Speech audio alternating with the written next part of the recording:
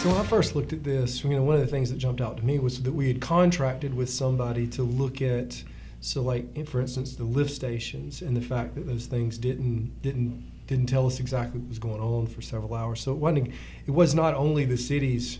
I think the city took a black eye for what happened, but I think the company that we contracted with has some of the responsibility also. I think someone mentioned that maybe we had given them a Pinto to take care of, but they're still supposed to take care of it and do the maintenance.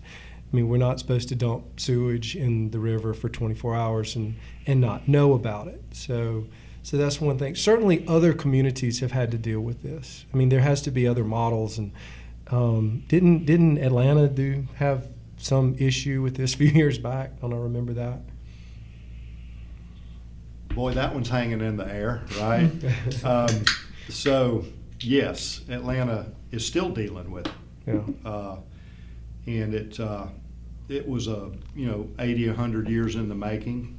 Right, just like ours. Just like this one. And in the 90s, Chattahoochee Riverkeeper brought it to a head by bringing a Clean Water Act suit. Mm-hmm. And then the state and the feds got involved in a fairly regimented way. They were to a certain extent forced to deal with it, but they also, a couple of them took the bull by the horns, wouldn't you say? Right. Initially, there was a lot of resistance, and that's why the lawsuit had to be filed. Right. And then the mayoral regime changed, and Miss Shirley Franklin literally labeled herself the sewer queen, and I'm quoting her, and embraced it, and they're rolling forward, and they're working under a court order that expires in 2027, I believe is the date. And they're well past the 50% mark on separating the CSO from the sewage at this point. But they still have high bacteriological events. They had one last week, and some river-based celebrations where Chattahoochee Riverkeeper folks were forced to do beer drinking only with no paddling, which is probably smart. I assume they had it planned so that the beer drinking was after they got off the water. At least I hope so. But the bacterial counts were way too high for people to be in the river just last week, in the Chattahoochee. And so it still comes and goes. It's just not as bad. Yeah. As it was, and they still have a lot of money to spend up there too. And what was the expense of that one? Didn't you tell me? I don't think. Well, I know the number-ish, but I don't. It was in the billions. It's in the billions. It's 2.5 and some change. Don't want to scare everybody. But you don't want to scare everybody because the Albany situation is not nearly that large in terms of the actual geographic size of it. But just to give an idea of what it could be. I mean, that's the miles of pipe. But what's more important is what does it cost in relation to what's the rate base and the taxpayer base. I mean, the population of Daugherty County is what? Help me out, guys. 100,000. Daugherty County? Daugherty County. The whole county. Yeah. Well, the entire city. 75,000. So 75,000 in the city limits. Probably 95 county. And right now, inside the city limits of Atlanta, not even all of Fulton County, is 900,000 people. So you've got a lot more people, to spread that cost over. So what matters is the numerator, which is, Doc, what you're focused on, but the denominator also matters in this situation. It's going to be a very complex funding package to get this thing licked. So is this thing so big that the state or the federal government is going to have to come down and help us, or is that an option or a possibility for the government? I think it's a possibility that we would secure grant funding federal level, but I think it's going to also take GFA loans, which are state-backed loans. And probably SPLOST. There you go. Probably some Good bonding. one. And I don't know what the bond rating of Albany is. Somebody will have to. AA+. We just were talking about that earlier today. That's helpful. It is very because helpful. Because that'll help you extend the terms and get the interest rate really low. Right. And that matters. So what is that? That means that we can float a bond, and then people can earn money on that bond. They invest in the city of Albany, and Albany pays it back over a long period of time. Is that correct? Basically, yes. Yeah. Mm-hmm. So as Gordon mentioned, it's going to be a very complex way to figure out the funding of this, and we have to. I think that's going to be part of the city and part of the community, and everybody working together on how that package is put together. And it is going to be certainly not. It's not something that's going to be done overnight or over a short-term period. As Gordon mentioned, we could be talking decades for one, for the entire from A to Z to be done. Mm-hmm. And what exactly that entails, we still don't know that exactly yet, but it's something that, again, that's what we're here to talk about today. And hopefully, my hope is that we will, when we do our RFP in September, engineering is putting that together, that we'll come back with some creative solutions so that there are some cheaper, simpler things we can do immediately that will have a profound impact. It may not be 100% solution to the problem, but it's a step along the Working way. towards that. Yeah. Mm-hmm. You got to take a bite out of the elephant eventually. Mm-hmm. It's just like in a business when you're trying to make it profitable. You look at your biggest cost items first and your biggest revenue items first, and you tune them up. And then you start working on the rest of it, and you just keep squeezing that last little bit of profitability out of it. And with clean water, you're trying to squeeze that last little bit of pollution out of it. One of the things that was in the news recently was talking about the other creeks that maybe were affected. So how does the pollution in the Flint River affect the surrounding areas, or does it? I think one of them was mentioned was the Kitchafoonie. Yeah, well, certainly people downstream of the Flint, all the way to Lake Seminole, not at the Flint, my apologies, of Albany, are concerned about the pollution coming out of here. And likewise, Albany, let's say Albany was in a pristine condition and there's nothing going on here that's affecting the river in any major negative way. Albany could and should be worried about what's coming down from upstream. So are there other people who are having issues upstream? That's a good point. We know of issues upstream. We in the last couple of weeks have seen some fairly high readings, not as high as downtown Albany, but some fairly high readings in the Kitchafoonie. And it's not the Smithville plant, and it's on the Muckalee, and it's not Leesburg and the Lee County stuff. It's something else. It's probably ag-related, but we're not exactly sure what it is. And we're in the process of chasing that down. It takes a little while to kind of ferret that stuff out.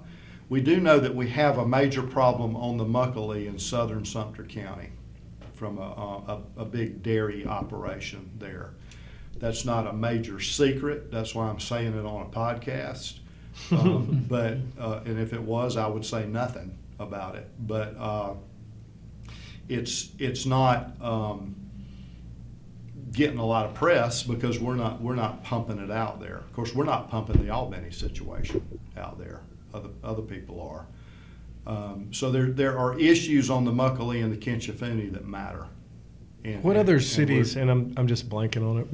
What other cities does anybody know that are actually on the Flint like Albany is? There aren't a lot of direct discharges to the Flint itself. So like downstream of us, Baconton has a discharge permit. Mm-hmm. Tiny. I don't have them all memorized, but I'm thinking about what comes to mind is Thomaston. That's on Potato Creek, and so it runs about 10 or 15 miles before it gets into the Flint. So above us on the Flint, is it mostly agriculture? That would be. It would be ag related. If we saw elevated E. coli, elevated nitrogen, elevated phosphorus. So like from a dairy farm or something. Yeah, it'd be mostly ag related. Yeah. Well, the Flint actually starts in Atlanta, correct? Yes, in South Atlanta, in East Point, about a quarter mile northwest of downtown. East Point. Yeah. Inauspicious beginning. Right. If the book is still, as I remember, the book that we were talking about the Flint River, there's a pipe that comes out and that's the trickle that comes out of Well, It's right there. culvert, It's right there at the basically. airport, isn't it? Yeah, it's actually the source is like a couple of miles above the airport. Yeah. Okay. And it comes out sort of as a full-blown creek that's called the Flint. Mhm. And it's actually quite beautiful, even though it's really loud with the airplanes. Right below the airport. And you have Mud Creek, Sullivan Creek, and what's called the Flint that all come together in pipes underneath the airport. That's right. And so That's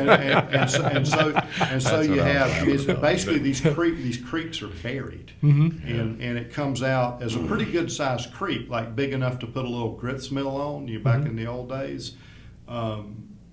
Not as big as Kinchafuni, but maybe a quarter that size, that when it comes out of the airport.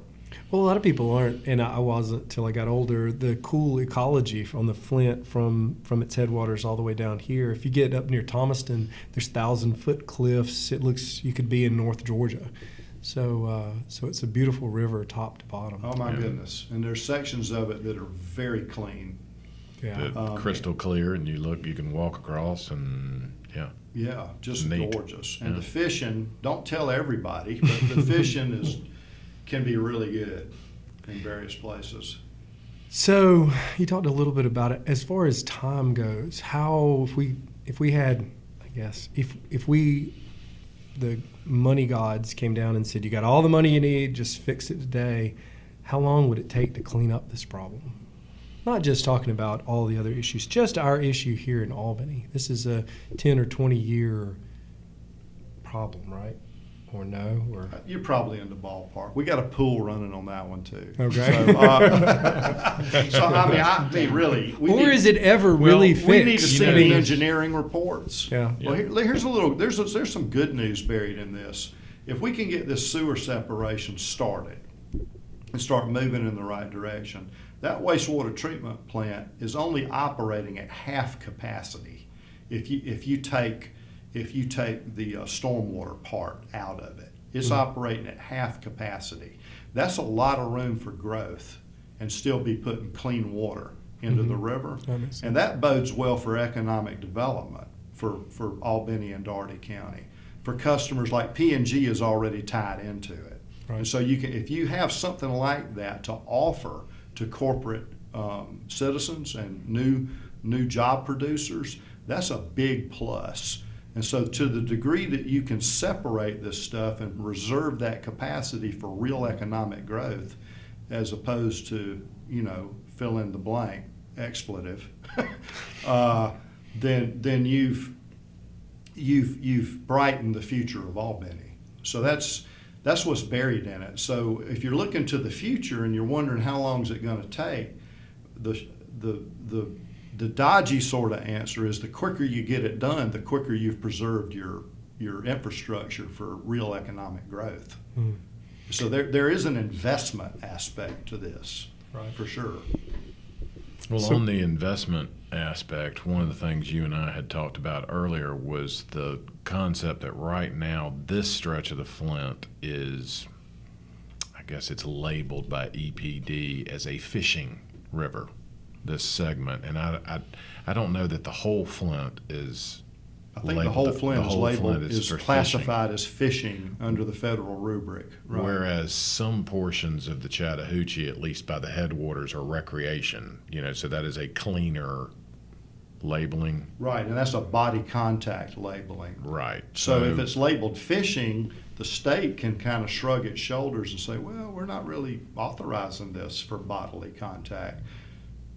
Which is, it's something, when you're talking about the time period of how long it's going to take to clean things up, it's like, what is your end game? What's your goal? If your Right. ultimate goal is to make it fit the recreation category where there's going to be more bodily contact with the river, that's a different story than just fishing, That's exactly right. And so the community needs to, and when I say the community, it's not just Albany, it's the Right. whole Flint community. What do we really want? Do we want to tell people, well, you can come here and you can swim, but we're not guaranteeing anything? Yeah. Or do we want to say, come on here and swim and camp with your kids and snorkel and see these beautiful springs? And Right. I think that's what we want.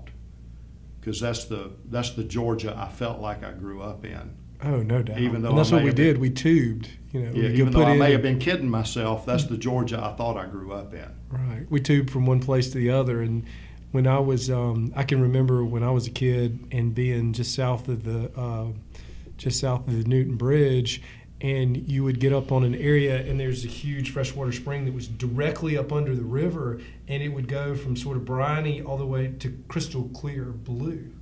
And so you don't see that as much anymore. And so getting back to that would be awesome.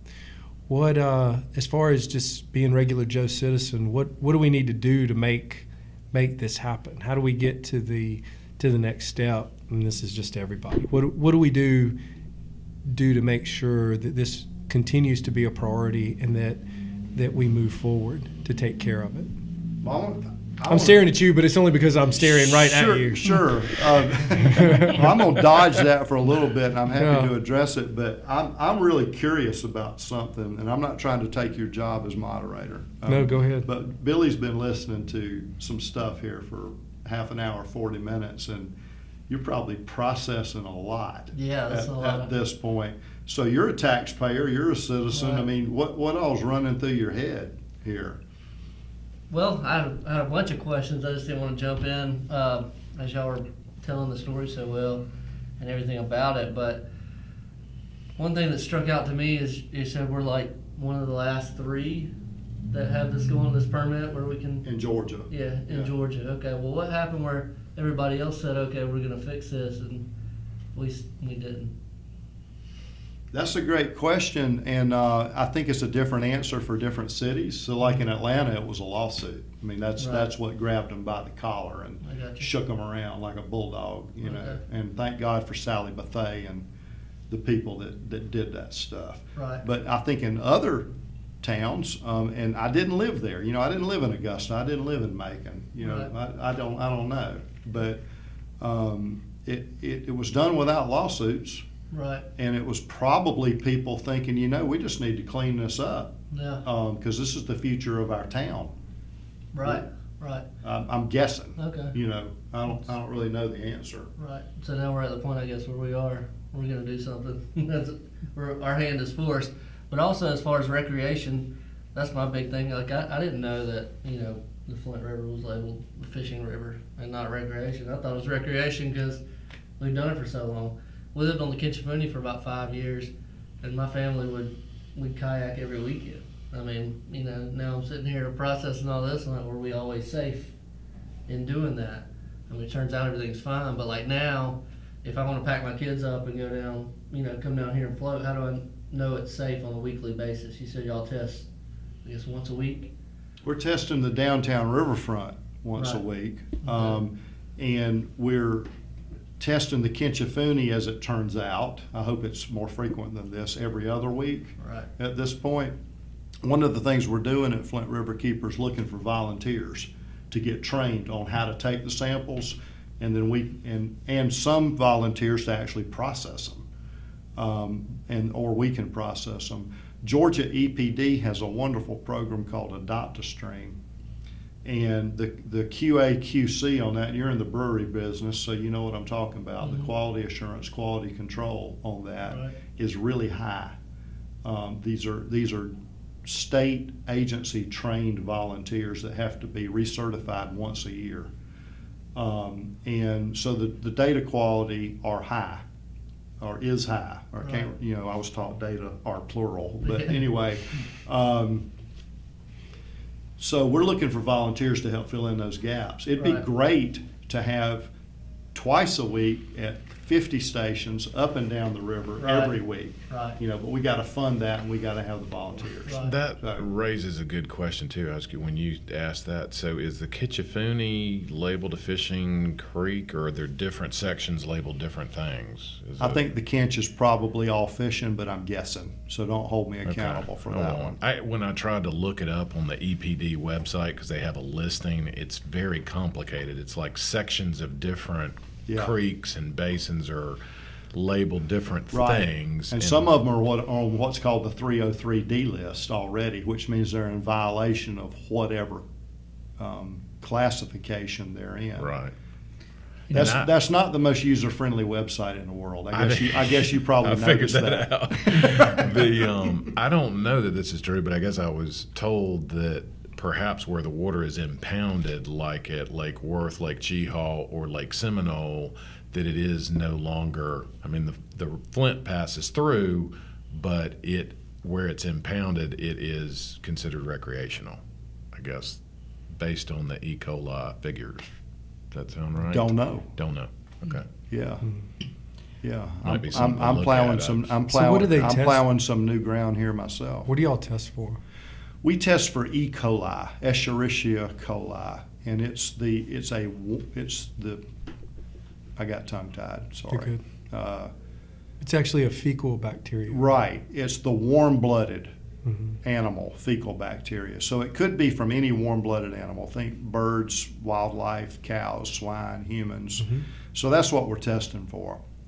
If you really want to get down as to whether it's a cow, a pig, a human, an anhinga, whatever, you're going to have to do some DNA source tracking. Sure. To actually figure out which critter, which bacterium came from.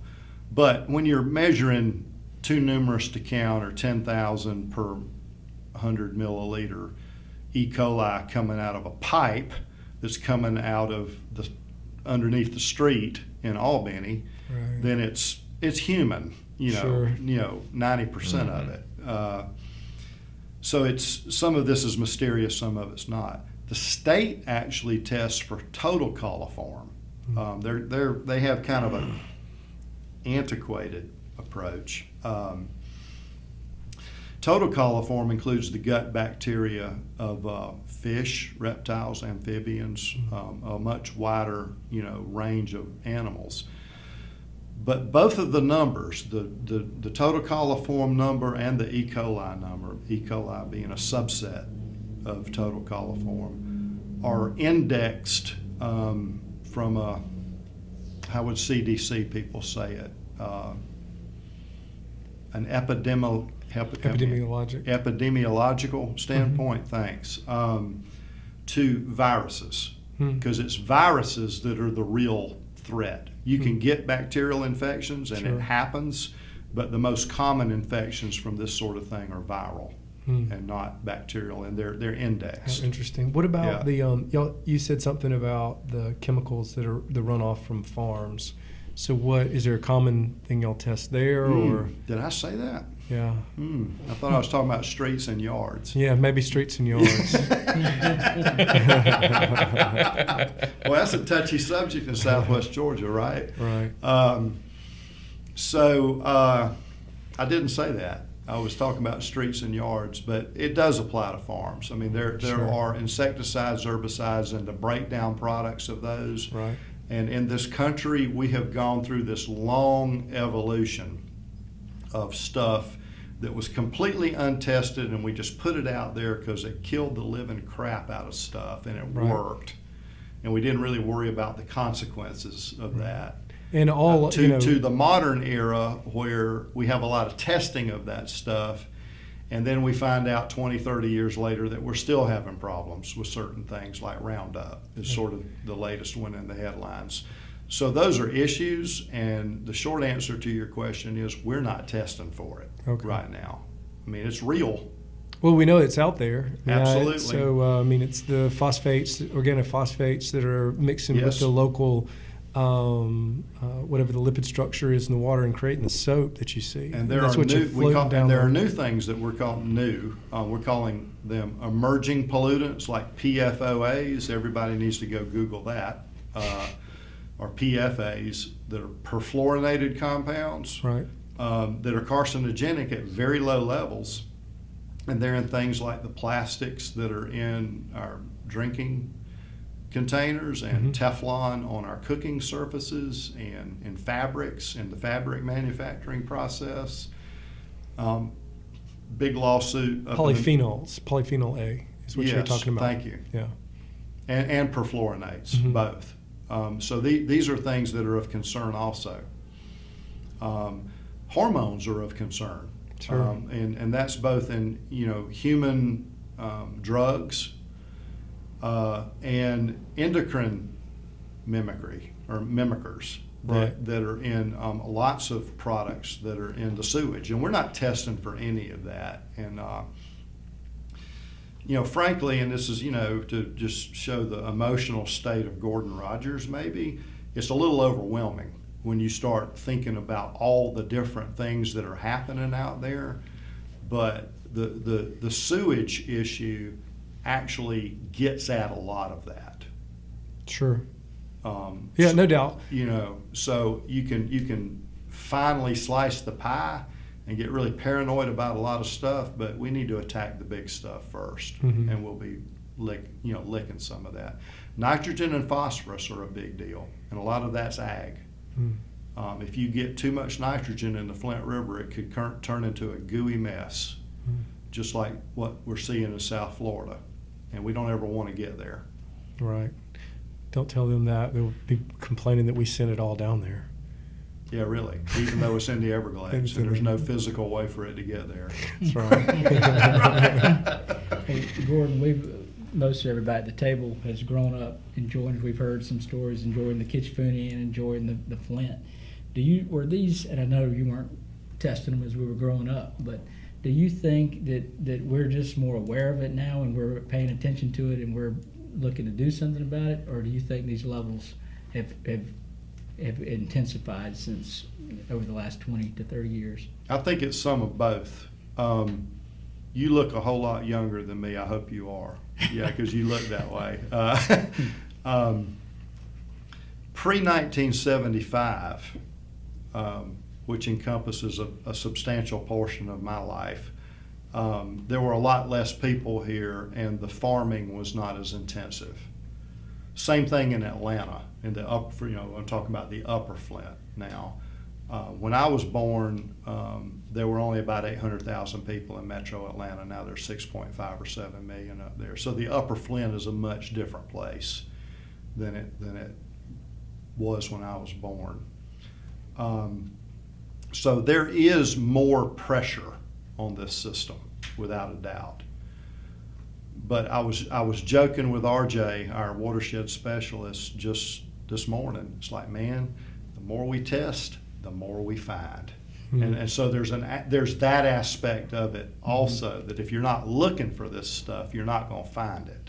Right. And so there's that too. So it's some of both. I mean, there's a lot more people in Albany than there was, 40, 50, 60 years ago. So, teasing out how much of we're just aware of it and how much of it's, an increase in pollution. Maybe an historian needs to work on that. But in my opinion, we need to work on what's in front of us. Sure. Yeah.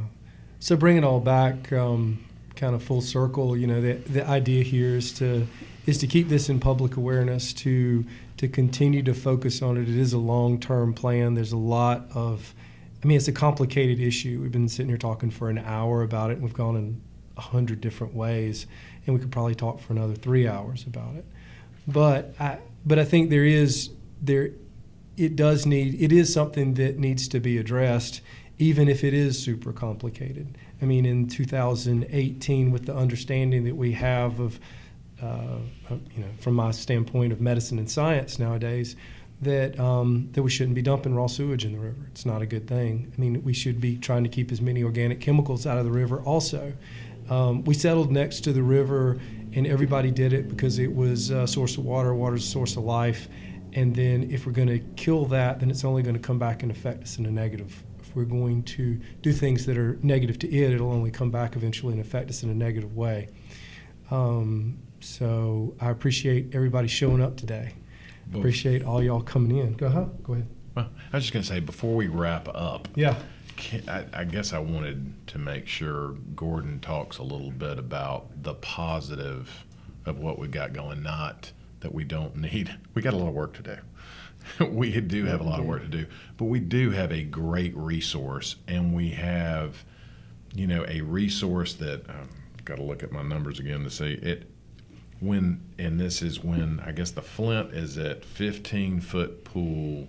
You got 8 to 9 million gallons per minute running through the Flint. So it is, God is cleansing itself. Now, with that in mind, I mean, the average depth would be 3 to 7 feet, I guess, on the Flint here.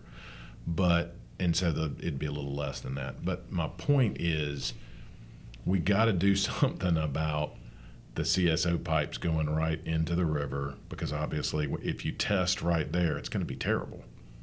It's not going to be something you want to fish in. You don't want to be anywhere around it when we have a heavy rainfall and we've got a CSO overflow event, right?